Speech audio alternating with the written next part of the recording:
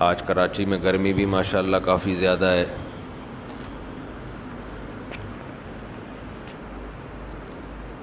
اللہ تعالیٰ اپنی توفیق سے ہمت دے دیتے ہیں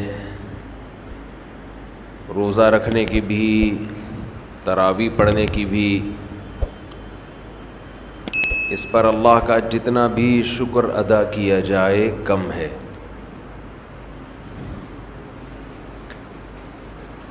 لَئِن شَكَرْتُمْ لَأَزِيدَنَّكُمْ وَلَئِن كَفَرْتُمْ إِنَّ عَذَابِي لَشَدِيدٌ. فرمایا اگر شکر کرو گے تو میں اپنی نعمتوں میں اضافہ کروں گا، اور اگر ناشکری کرو گے تو میرا عذاب بہت سخت ہے.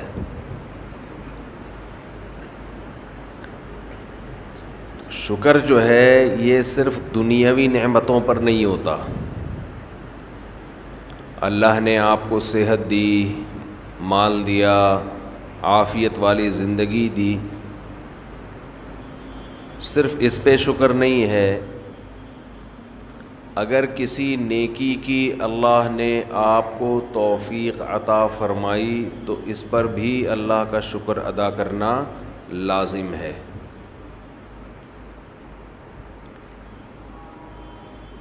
رمضان میں سب سے بڑا اللہ کا احسان یہ ہے کہ اللہ آپ کو فرض روزے پورے کرنے کی توفیق دے دے. یہ بہت بڑا انعام ہے. ایک چیز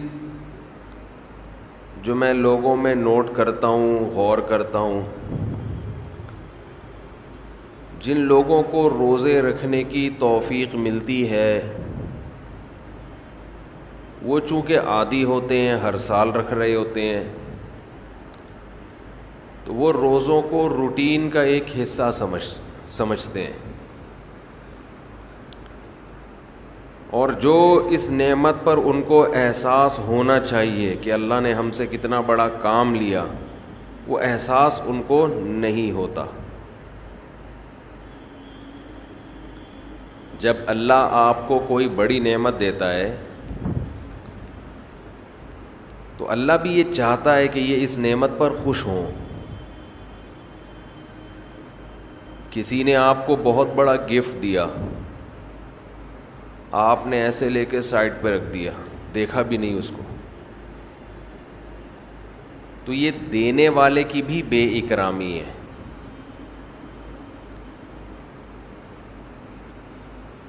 تو جیسے اللہ یہ چاہتے ہیں کہ لوگ گناہوں پہ خوف زدہ ہوں، گناہ کر کے ندامت ہو، جرم کا احساس ہو، اسی طرح اللہ یہ چاہتے ہیں کہ نیکی کر کے ان میں شکر کا جذبہ پیدا ہو، خوشی محسوس ہو. اگر کوئی شخص گناہ کرتا ہے تو جس کا آخرت پر یقین نہیں ہے اسے گناہ کر کے کبھی بھی شرمندگی محسوس نہیں ہوگی، وہ کرتا چلا جائے گا.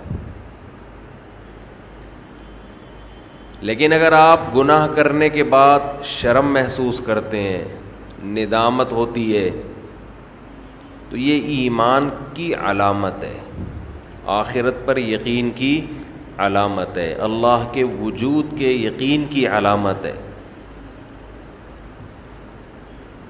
بالکل اسی طرح اگر نیکی کر کے خوشی محسوس ہوتی ہے تو یہ بھی ایمان کی علامت ہے، خوشی کی، یہ بھی آخرت پر یقین کی علامت ہے. اور اس کا ایک دنیا میں فائدہ یہ ہوتا ہے کہ اس سے مزید نیکی کی توفیق ملتی ہے.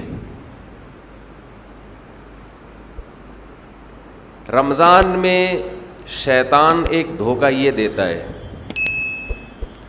کہ آپ نے اگر روزے رکھے ہیں تو کون سا تیر مار لیا، ساری دنیا روزے رکھ رہی ہے. یہ شیطان کا بہت بڑا حملہ ہے.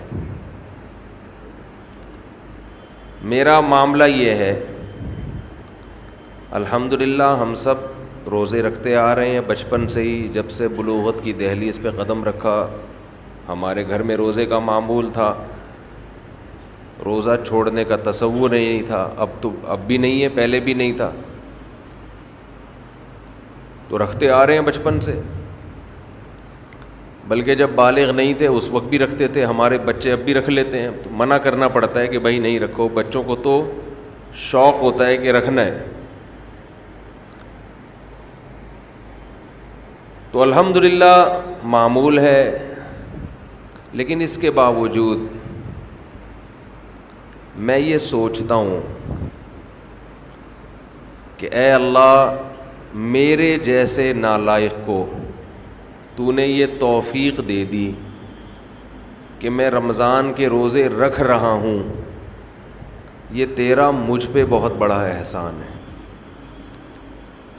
انسان یہ سمجھے اپنے بارے میں کہ صرف میں ہی گویا رکھ رہا ہوں، مجھے باقیوں سے غرض نہیں ہے وہ کیا کر رہے ہیں.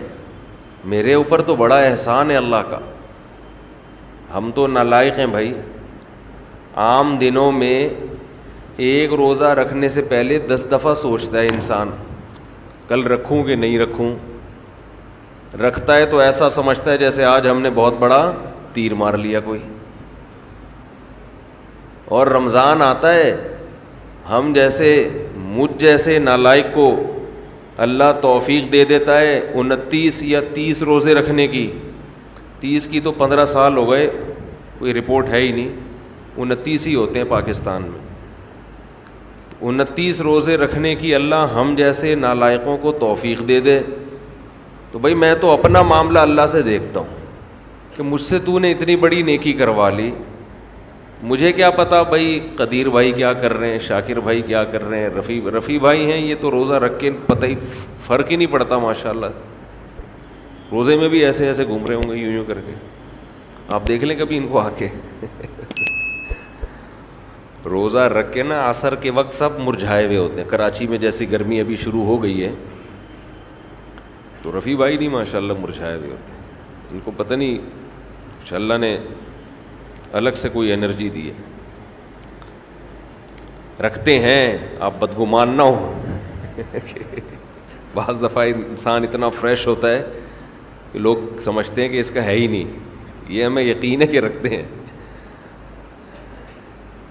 تو میں تو یہ دیکھتا ہوں کہ میرے جیسے نالائق کو اللہ نے توفیق دی تھی. میں تو اس پہ خوش ہوں بھائی. میں تو اس پہ خوش ہوں کہ ہم جیسے تیسے ہیں. جتنے مرضی نالائق ہوں او بھائی، ایک روزہ نہیں، 2 نہیں، 3 نہیں، 4 نہیں، 5 نہیں، 6 نہیں، 7 نہیں، 8 نہیں.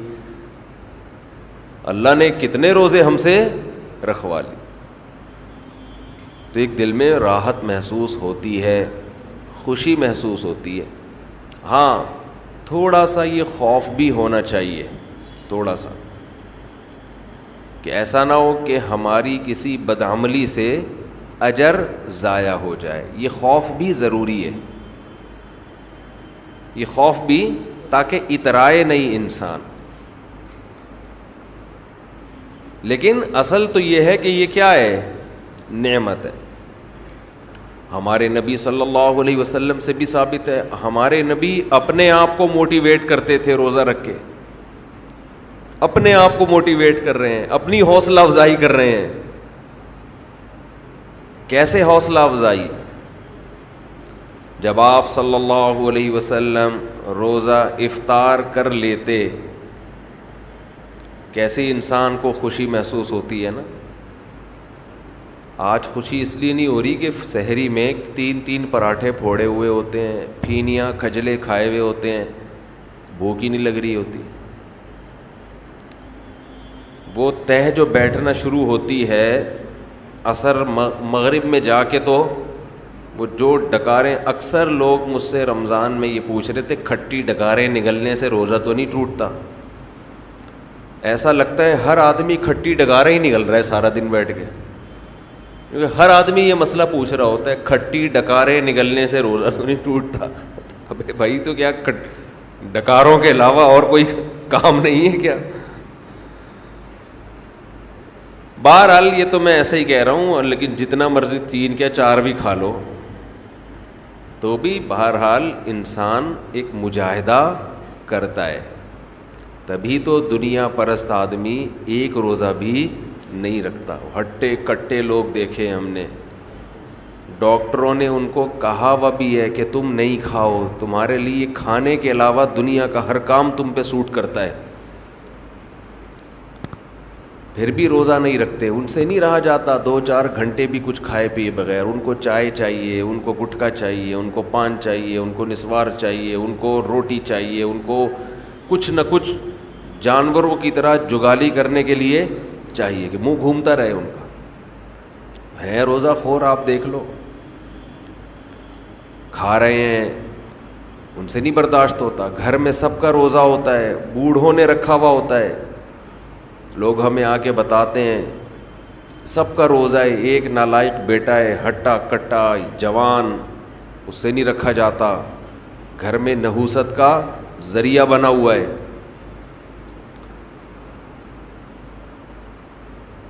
تو ایسے ہی صورت میں اللہ اگر آپ کو توفیق دے دیتا ہے تو ٹھیک ہے، تھوڑا خوف بھی ہونا چاہیے کہ پتہ نہیں قبول ہو رہا ہے کہ نہیں ہو رہا، لیکن امید کو، شکر کو خوف پر غالب رکھنا چاہیے.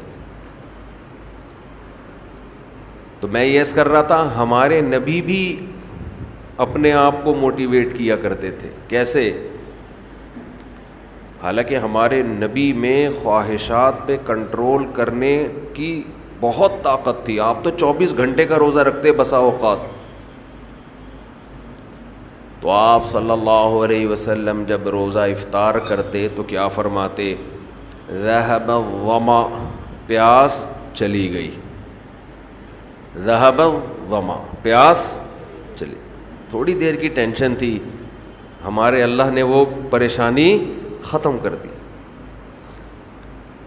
وَبَتَلَّتِ الْعُرُوقُ، رگیں تر ہو گئیں. جو خشکی جسم میں تھی، ایک چہرے پہ انسان کے خشکی پیدا ہو جاتی ہے نا، تو آپ صلی اللہ علیہ وسلم فرماتے ابتلت العروق، رگیں تر ہو گئی. یہ دنیاوی ٹینشن جو تھوڑی دیر کی تھی یہ بھی اللہ نے ختم کر دی. وَثَبَتَ الْأَجْرُ إِنْ شَاءَ اللَّهُ، اور اللہ نے چاہا تو اجر ہمارے نامہ اعمال میں لکھ دیا گیا. یعنی یہ ہمارے لیے کتنی خوشی کی بات ہے کہ ہمارے رب نے ایک نیکی ہم سے کروا کے جو پریشانی تھی وہ بھی ختم کر دی، اور نیکی کا ثواب ہمیشہ کے لیے ہمارے اعمال میں درج کر دیا. جب انسان گناہ کرتا ہے تھوڑی دیر کی لذت حاصل ہوتی ہے، یہ لذت تھوڑی دیر بعد ختم، اور نحوست اور گناہ اور اس کا عذاب آپ کے اعمال میں ہمیشہ کے لیے لکھ دیا گیا. ایسا ہوتا ہے کہ نہیں ہوتا؟ بد نظری ہے، انٹرنیٹ پر کوئی فحش چیز دیکھ رہے ہو، زنا کر رہے ہو، کچھ حرام کھا رہے ہو، تھوڑی دیر کا گناہ ہے، لذت تھوڑی دیر کی ہے، مزہ تھوڑی دیر کا. کوئی گناہ ایسا نہیں ہے جس میں ہمیشہ کا مزہ ہو. اللہ نے انسان کی خواہشات کو محدود اور صلاحیتیں بھی محدود. جو لوگ جوانی میں زنا کرتے ہیں، 1 بار کریں گے، 2 بار کریں گے، ان کو زنا میں بھی لذت نہیں رہتی، پھر وہ عادت پڑ جاتی ہے حرام کی، گند میں منہ مارنے کی، لیکن وہ لذت نہیں رہتی. اور جب عمر آہستہ آہستہ بڑھتی ہے، بڑھاپا آتا ہے، تو ٹھڑک باقی رہ جاتی ہے، زنا کرنے کی طاقت ختم. مچلتا رہتا ہے، ہر وقت سسکیاں لیتا رہتا ہے، ایک ٹینشن ساری زندگی کی. لیکن طاقت کیا ہو گئی؟ خوب سمجھ لیں جو جوانی میں زنا کرتا ہے، خوب سمجھ لے بڑھاپے میں زنا کا جذبہ کبھی بھی ختم بول لینا نہیں ہوتا. اس خوش فہمی میں نہ رہنا کہ ہم جوانی میں زنا کر رہے ہیں تو بڑھاپے میں خود ہی چھوٹ جائے گا. نا نا نا نا نا نا نا، یہ بہت بڑی بھول ہے.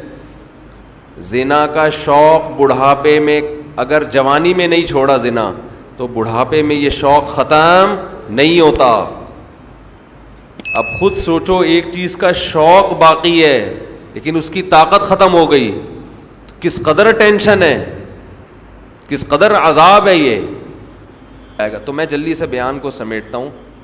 میں یہ عرض کر رہا تھا، دیکھو میرے بھائی، اگر اللہ نے آپ میں کوئی اچھی بات رکھی ہے، کسی نیکی کی توفیق دی ہے، تو اس کا بھی استحضار کرنا چاہیے. استحضار کا مطلب اس کے بارے میں ہمیں سوچنا چاہیے، اس کی ہم قدر کریں، اس پہ اللہ کا شکر ادا کریں. یہ نہ دیکھیں سب روزے رکھنے تو ہم نے رکھ لیا تو کیا ہو گیا. بھائی سب کا نہیں پتہ، ہم تو نالائق ہیں یار، سب تو بہت نیک ہیں، وہ تو رکھ سکتے ہیں. ہم جیسے نالائق کو اللہ نے توفیق، میرا جو اللہ سے معاملہ ہے مجھے کیا پتہ آپ کا کیا معاملہ ہے، میں تو اپنا معاملہ دیکھوں گا. تو ہمارے نبی اپنے آپ کو موٹیویٹ کیسے کرتے تھے؟ رہب الظما، پیاس چلی گئی، وابتلت العروق، رگیں تر ہو گئیں، وثبت الاجر ان شاء اللہ، اور اللہ نے چاہا تو اجر ہمارے اعمال میں لکھ دیا گیا، اجر لکھ دیا گیا ہے. تو اس سے انسان کو اگلے دن دوبارہ روزہ رکھنے کا حوصلہ ملتا ہے. اور گناہ میں الٹا، تھوڑی دیر کی لذت، یہاں سے بات شروع ہوئی تھی کہ جوانی میں بھی یہ لذتیں اگر آپ نے کنٹرول نہیں کیا نا تو بڑھاپے میں یہ لذتیں بڑھیں گی، مگر گناہ کرنے کی طاقت کیا ہو جائے گی؟ ختم. تو حسرت، افسوس، ٹینشن والی زندگی. تو اس لیے جوانی میں اپنے آپ کو نیکی کا عادی بنا لو، اس سے بڑھاپا بڑا خاندانی گزرے گا. اللہ اللہ کی بڑھاپے میں توفیق ملے گی. جوانی میں تسبیح کی عادت ڈال لو. سمجھتے ہو؟ نہیں آ رہی سمجھ میں؟ جوانی میں کیا عادت ڈال لو؟ تسبیح کی. نبی صلی اللہ علیہ وسلم نے فرمایا، صحیح بخاری کی آخری حدیث، کلیمتانی خفیفتانی علی اللسان ثقیلتانی فی المیزان حبیبتانی الی الرحمن سبحان اللہ وبحمدہ سبحان اللہ العظیم. دو کلمات زبان پہ بہت ہلکے، ترازو میں بہت بھاری، اور رحمان کو بہت محبوب. ایک سبحان اللہ وبحمدہ، دوسرا سبحان اللہ العظیم. یہ آپ نے اگر جوانی میں اپنے آپ کو ذکر کا عادی بنا دیا، بڑھاپا بڑا اچھا گزرے گا. ہماری مسجد میں ایک بزرگ ہیں، پابندی سے تراویح پڑھتے ہیں. آج فجر میں پتہ چلا کہ روزانہ 20 پارے تلاوت کا معمول ہے. میرا خیال ہے 70 سال عمر تو ہوگی. 70 سال میں روزانہ کتنے پارے پڑھ رہے ہیں؟ 20. کیا یہ عادت انہوں نے بڑھاپے میں ڈالی ہے؟ بڑھاپے میں اتنی ہمت نہیں ہوتی. یہ عادت کب سے پڑی ہوئی ہوتی ہے؟ جوانی میں روز 20 نہیں پڑھتے ہوں گے، 2 پڑھتے ہوں گے، 3 پڑھتے ہوں گے. لیکن جیسے جیسے عمر بڑھ رہی ہے وہ تعداد کم ہونے کے بجائے، بولو، وہ شوق بڑھتا چلا جا رہا ہے. عین ممکن ہے کچھ دنوں کے بعد یا چند سالوں کے بعد صحت اجازت نہ دے، عین ممکن ہے، لیکن شوق تلاوت کا کم ہونے کے بجائے بڑھے گا. اور اللہ اجر کس پہ لکھے گا؟ شوق پہ. حدیث میں آتا ہے کسی کا کوئی معمول تھا، صحت خراب ہونے کی وجہ سے معمول چھوٹ گیا تو اللہ اس کے اعمال میں وہ نیکی لکھتے رہتے ہیں. جیسے کسی نے ہمیشہ رمضان میں روزے رکھے ہوں، بڑھاپا آ گیا، شوگر، بیماریوں کی وجہ سے روزہ نہیں رکھ پا رہا، تو اب یہ تھوڑی کہ اللہ اس کا اجر ضائع کریں گے. اللہ کہیں گے تو نے ہمیشہ رکھے ہیں، اب مجبور ہے تو میں تیرے اعمال میں روزے لکھتا چلا جاؤں گا میں. تو آج آپ نے اپنے آپ کو، میرے بھائی، اللہ کا تھوڑا تھوڑا اللہ کا ذکر کی عادت ڈالو. میں نہیں کہہ رہا آپ سے زیادہ نہیں ہوتا تو وحشت نہ پیدا، تھوڑا کر لو. آج تھوڑا کرو گے، کل اس تھوڑے میں ایسی لذت ہوگی کہ اللہ اس مقدار کو بڑھا دے گا. حدیث میں آتا ہے سبحان اللہ والحمد للہ ولا الہ الا اللہ واللہ اکبر، یہ کلمات احب الی اللہ مما طلعت الشمس او کما قال صلی اللہ علیہ وسلم، سورج جن چیزوں پہ طلوع ہوتا ہے، ظاہر ہے سورج تو پوری دنیا پہ طلوع ہوتا ہے، ان تمام چیزوں میں اللہ کو سب سے زیادہ محبوب یہ کلمات ہیں۔ اور دیکھو اس میں اللہ کا کوئی فائدہ نہیں ہے، اللہ کی آپ حمد و ثنا کریں، اللہ کا کوئی فائدہ نہیں ہے۔ اللہ یہ چاہتے ہیں میرے بندے اپنی زبان سے میرا نام لیا کریں، اللہ کو اس بات کی خوشی ہوتی ہے۔ ہمارے حضرت ایک شعر پڑھا کرتے تھے، یہ جو اہل اللہ ہوتے ہیں نا ان کو ذکر کی بڑی عادت پڑ جاتی ہے،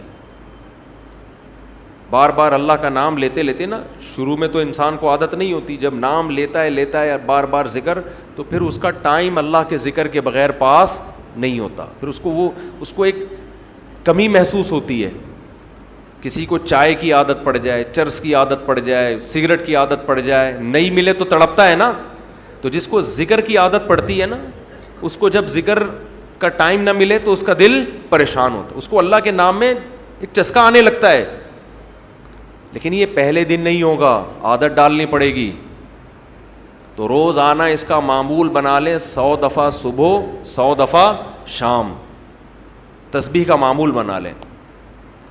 اس سے کیا ہوگا، ابھی شاید دل نہ لگے آپ کا، لیکن جیسے جیسے عمر بڑھے گی اللہ کے نام کا چسکا لگنا شروع ہو جائے، بڑھاپا بہت اچھا گزرے گا، اللہ کو یاد کر کے گزرے گا۔ کھوپڑی شریف میں بات آ رہی ہے کہ نہیں آ رہی؟ اور اگر ہر وقت دنیا کے تذکرے کرتے رہے نا، ہر وقت ویڈیو گیم لے کے بیٹھے ہوئے پب جی کھیل رہے ہیں، سانپ والا اب تو سانپ والا ختم ہو گیا، اب آ رہا ہے سانپ والا، نوکیا میں آتا تھا، سانپ لمبا ہوتا جا رہا ہے، اس کو پتہ نہیں فضول ٹائم ویسٹ کر رہے ہو۔ ہم پریشان ہوتے ہیں یار، ہمارے پاس کاموں کو نمٹانے کا ٹائم نہیں ملتا، ہم تو چاہ رہے کاش یہ دن 24 گھنٹے کے بجائے 48 گھنٹے کا ہو جائے، اور لوگ کیا کر رہے ہیں کہ وہ باقاعدہ ارادہ کر کے ضائع کر رہے ہیں ٹائم۔ ہمارے تو کام نہیں نمٹتے، جب ہم رات کو سونے کے لیے لیٹتے ہیں تو کہتے ہیں یار آج کا دن بھی گزر گیا اور کام ویسے کے ویسے ہی، اور ادھر باقاعدہ ارادہ کر کے جو ہے نا ٹائم ضائع کیا جا رہا ہے کہ چلو ٹائم ویسٹ کرتے ہیں۔ ایسی چیز میں ٹائم گزر جائے نا جو ذہنی تفریح کا ذریعہ بنے تو بھی ٹھیک ہے، گپ شپ لگا لو دوستوں کے ساتھ بیٹھ کر، یہ کیا ہے یار، دماغ کو خامخواہ کا تھکا رہے ہو بیٹھ کے۔ تو اگر پب جی کھیلنے کی عادت ڈال لی تو جاؤ گوروں کا بڑھاپا دیکھو، اولڈ ہاؤس میں بڑھاپے میں سنوکر کھیلتے ہیں، کیرم بورڈ کھیلتے ہیں، لڈو کا نہیں مجھے پتا، یہ چیزیں کھیل رہے ہوتے ہیں بڑھاپے میں، اور ہمارا بڑھاپے میں ایک دن میں 20 پارے ختم کر رہا ہے، سمجھتے ہو گے نہیں؟ وہ نماز میں دل بہلا رہا ہے، وہ تہجد میں اس کا ٹائم گزر رہا ہے، بھائی ویڈیو نہ بنائے، لکھا ہوا ہے نا۔ تو یہ کیسی عجیب بات ہے، آپ جائیں وہاں، ایک صاحب نے مجھے کہا کہ میں نے یورپ میں بڈھی عورتوں کو دیکھا، بڈھی عورتیں 5-6 بڈھی عورتیں بیٹھی ہوئی اور جوا کھیل رہی ہیں، تاش کھیل رہی ہیں، کہہ رہے مجھے یاد آیا یار ایک ہماری بوڑھی ہیں، ہماری بوڑھی عورتیں مصلے پہ بیٹھی ہوتی ہیں، اللہ اللہ کر رہی ہوتی ہیں، آخری وقت اللہ کا نام لے کے گزار رہی ہوتی ہیں، اور ایک ہی بڈھیاں ہیں اور کیا کھیل رہی ہیں، تاش کے پتے۔ اچھا لگتے ہیں بڑھاپے میں یہ؟ ہمارے بوڑھے کو دیکھو، آدمی کا دل چاہتا ہے اس سے دعا کروائے کہ بابا جی میرے بھی سر پہ ہاتھ رکھ لو۔ جو تاش کھیل رہی ہو بیٹھ کے اس بڈھی سے دل چاہے گا؟ اسے تو آدمی نصیحت کرے گا کچھ اور کر لے، تھوڑے دنوں میں اتنا راشا آئے گا نا ہاتھوں میں تھوڑے دنوں میں کہ ایک پتے کے بجائے 2 گر رہے ہوں گے، 2 پتے ایک ساتھ گر رہے ہوں گے۔ تو اس لیے کارآمد بنا لو، کچھ تھوڑا بہت اللہ کا نام لے لیا کرو۔